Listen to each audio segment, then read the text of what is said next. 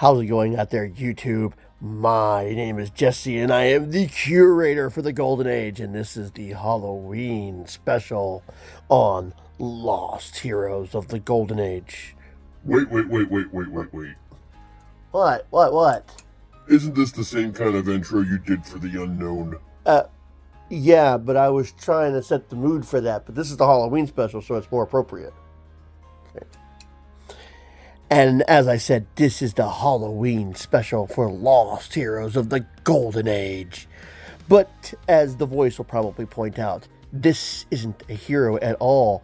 He is a movie monster. He has raged and pillaged and killed a number of people. Of course, he was killing people who were trying to kill him. So it's not like he just is indiscriminately going out there and trying to kill people. But this is the Lost Heroes of the Golden Age Halloween special. Where's the lightning? It's not in the budget. What do you mean it's not in the budget? We don't have the budget for it. We have a computer. We can get it from any other site out there. There's a number of sound effects. And yet somehow it's still not in the budget. It doesn't make any sense at all. Hey, I didn't write this. Okay. All right. I don't know why we work together. This is the Halloween special, and we are going to be doing, well, really one of the only horror monsters that made the biggest premise in the Golden Age. We are doing Frankenstein. So, get set for this episode of Lost Heroes of the Golden Age Halloween special. Oh, now you participate. Let's get this started. Frankenstein's monster, to where at this point I will be referring to him as Frankenstein because that is how he is referred to in the comic books. He has no other name than that one. Actually, he didn't really have a name at all, but the comics do refer to him as Frankenstein. First appearance was in Frankenstein, or the Modern Prometheus, Volume 1, 1818. The original publishers of this book were Lackington, Hughes, Harding, Mary, and Jones. That was the publisher back then. Created by Mary Shelley. Now, if you know the original story of Frankenstein, the monster created from disembodied parts and given life by the Dr. Frankenstein, then you know the story. What we are going to be doing is we are going to be going over the comic books from Prize Comics that goes over Frankenstein. The one from the movies does have a couple of appearances, but we're going to go over the one from Prize Comics. Frankenstein had his first appearance in Prize Comics number 7 in 1940. The publisher is Prize, and the creator is Dick Briefer. Now, the very first appearance of Frankenstein, which we will go over, has Frankenstein being created, and he appeared in almost every issue of Prize Comics after that. Now, the Prize Comics public appearances says that he was in issue number 10. I cannot find him in issue 10, but I found him in all of his other appearances in Prize Comics. And his popularity also got him his own comic titled Frankenstein. Now, Frankenstein has gone over a couple of different incarnations over the years. He comes out as his monstrous form in his first creation, and he kills people. He loathes humanity, and he vows to take him down. Now, he undergoes his first transformation. He's got a monstrous, gruesome, and ugly form at first, and then he gets a form that's kind of skeleton monstrous like. Now, Frankenstein is considered to be the first horror comic strip before EC Comics Tales of the Crypt, before the Ghost Rider, the original Golden Age Ghost Rider, and before even Madam Satan, there was Frankenstein, the a horror comic, who did kill people. Now, after a while, they did have Frankenstein meet all the other characters from Prize Comics. They actually teamed up to take him down. The Black Owl, which was the original Black Owl at that time, Yank and Doodle, Sub-Zero, and the Sergeant and Corporal all teamed up together to take down Frankenstein. Now, they actually would become successful in taking him down and subduing him. And a couple of issues later, there is a scientist who made a female companion for Frankenstein that was just as gruesome, as grotesque as he was. And the villagers, or the people who were so afraid of him, even though he was supposed to be on a deserted island where it could just be the two of them, burned down the cabin where the female Frankenstein was recuperating, killing her. And then Frankenstein vowed to wage holy hell upon humanity for killing the only thing that could have kept him in check and unleashing his holy vengeance. Now, even with Frankenstein issuing his wanting to release holy hell on, all of humanity, he never really goes that far. I honestly don't think that the comic codes would let him go that far. I mean, at that point, he would turn from a horror villain to a slasher villain, and the slasher genre wouldn't start until the 70s. After that, he has a couple of more adventures, and then he eventually joins the Nazi party, but not to help them in the war effort. He actually was fighting against them as one of them, kind of an undercover agent. And he would fight the Nazis for a couple of issues, ultimately take them down. But even with fighting against the Nazis, he's still hated by people. Now, they would start incorporating more supernatural elements into the comics, where he would encounter vampires and wolfmen, and then the comics really started to change. They altered Frankenstein. They made him less monstrous and more comedic. I am not a fan of the change of this, and I've only briefly read some of the comic books with this change. He was still the big, lumbering brute that he was, with a massive body, but the problem was the head didn't feel like it fit the body. The head was too small for the size of the body, and the formation of his face was that his nose sat above his eyes. He didn't have any the scars and the deformations that made him look like he was a man that was reconstructed together from other people, which he was. But I didn't like the look at him, and I feel like it was played more for laughs than it was played to be the horror comic that started his popularity in the first place. Now, his own comic book started him off with the same look. The limbering, big, humongous body with a head that didn't feel proportionate to the body, and the nose that sit above the eyes. Now, by issue 18, they would actually, I don't believe the Prize Comics was coming out anymore, but they rebranded Frankenstein. On the page of number 18, they even said it was a rebirth of the legend.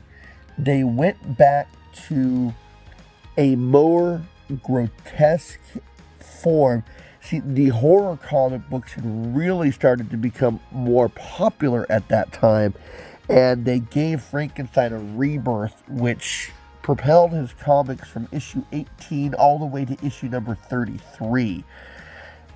And just like a comic book that's named after a person, they are mostly the features of their comic book. And by the end, they have a couple of stories in their own comic book. And they retooled him, which I think was a better look for him. But the comic books would, all comic books would eventually start to have a rechanging in a format as they got into the 60s.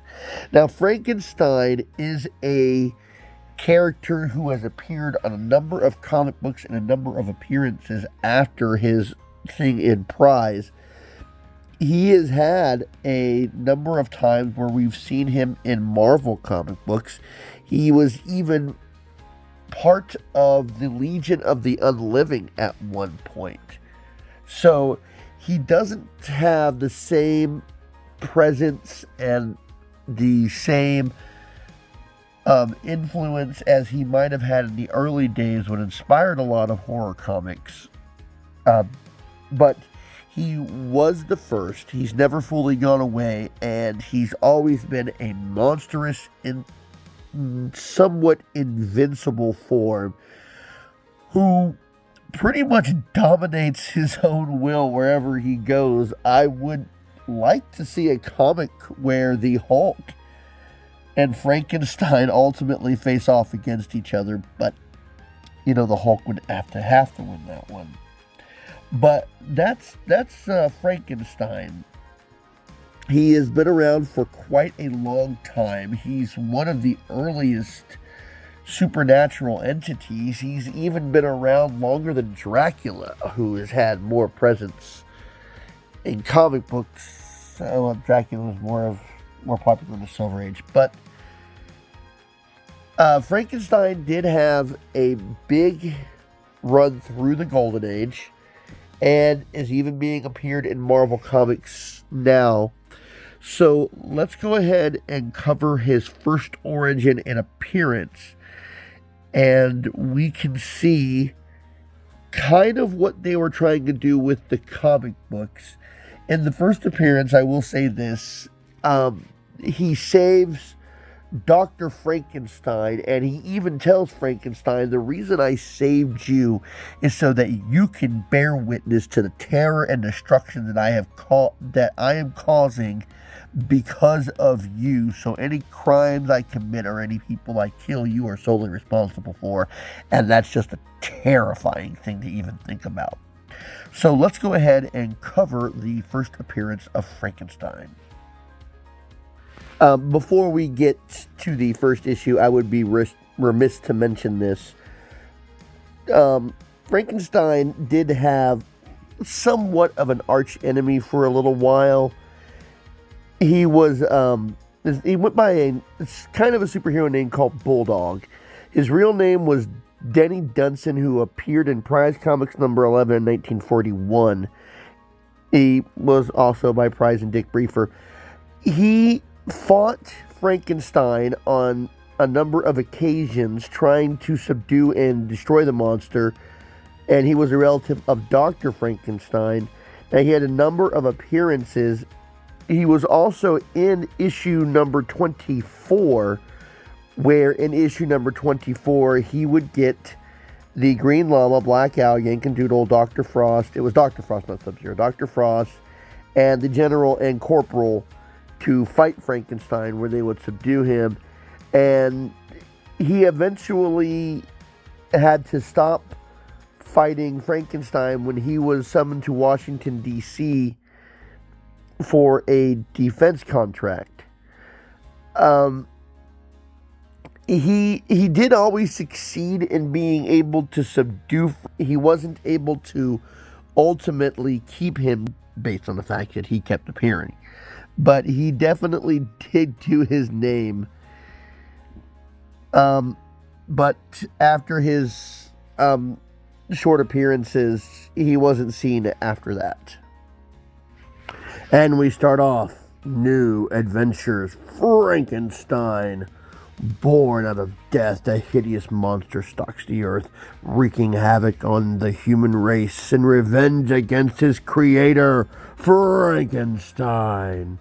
And this is a very unusual tombstone, suggested by the classic of Mary Shelley. Now it says, by Frankenstein. If you look below the gravestone, it says it is created by Frankenstein. That's very funny.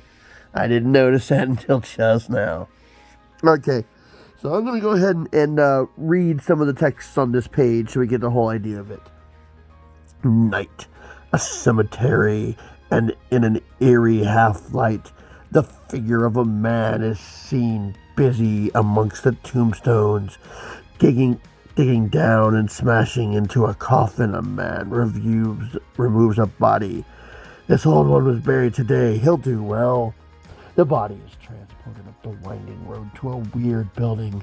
Once inside, the mysterious person disassembles the stolen body. The light falls on the living man's face. He is Victor Frankenstein, a scientist in search of the secret of life. Perfect. Two perfect eyes, with which my creation will see. There, it is completed, made from the dead bodies of scores of men. My work is done. The rest is in the hands of the elements to give the spark of life to this composition of death. Okay, composition of death. And as a terrific electric storm whips up, Frankenstein manipulates his life-giving knobs and switches. Okay, and then we see a lumbering brute come to life. And you can see on the body here, you see these red lines, and that shows the stitch work that he's done. The lumbering brute rises off the table, and he's very disoriented. He accidentally knocks out Frankenstein. Confused by the fact that he doesn't know who or what he is, he wanders off, and it says at terrific speeds, so he is very fast. He is wandering through the woods and comes across some people, and based on just the fact that he's very ugly, they decide to terrorize him. Kill him, what an ugly thing. They're throwing rocks at him, and this blind man, not knowing who Frankenstein is, just knowing that something is there, offers him food. Just then, the blind man's son comes in, notices Frankenstein, and immediately opens fire. And it says the bullets scare him. Kill him, burn him. He is the devil. Suddenly, the giant realizes that these puny people are his enemies. He turns into a murderous monster, killing them all, swearing to destroy all mankind in revenge against his maker. So right away, they're just automatically leaping into the horror element of this. One fine day at the zoo, we see these two little kids, and they're standing in the zoo, and I'm not sure if one of them was wearing a jersey. It almost looks like it. Gee, Bill, how'd you like to be in there with him? I wouldn't be scared. Gosh, yelp for help, Joe, I can't. And he bends the bars and throws the kids into the cage with the lion. Now, the lion, not having this, suddenly decides to leap for freedom and into the hands of the awaiting Frankenstein. And Frankenstein, well, it says he subdues the animal, so it says he doesn't kill him, but he definitely puts the lion down. That big guy did it all. After him, and then we see Frankenstein charging out of the zoo, riding on the back of a giant elephant. Oh, I'm not sure which kind of an elephant it was. Its ears weren't done right. But I'm guessing it was an African elephant. Okay, leaving the elephant, the monster heads across the city, and then we see this gigantic waft of destruction behind him. So the fact that he bent those iron bars to subdue a lion, and then we see this destruction, we know he's incredibly strong. He reaches the river and decides to take a plunge. As he's swimming, we see him dump over a boat. Now, they didn't say where he was being created at, but we come over to Liberty Island. Meanwhile, on Bellows Island, okay, I guess it was called Bellows Island back in the 40s. This isn't the first time that that's come up as a reference. Oh, Victor, you've changed, so what's worrying you? What's on your mind? It's nothing, Betty. And then she remarks like that he has seen a ghost, and he actually sees the monster as Frankenstein. Frankenstein leaps up onto the Statue of Liberty and starts to walk up it. I don't remember this in the Mary Shelley's Frankenstein, but okay. And here we have a note. The Statue of Liberty was presented to the U.S. by France. It's 306 feet high, hollow within a winding staircase reaching to the head, where little windows afford a magnificent view of New York and surroundings.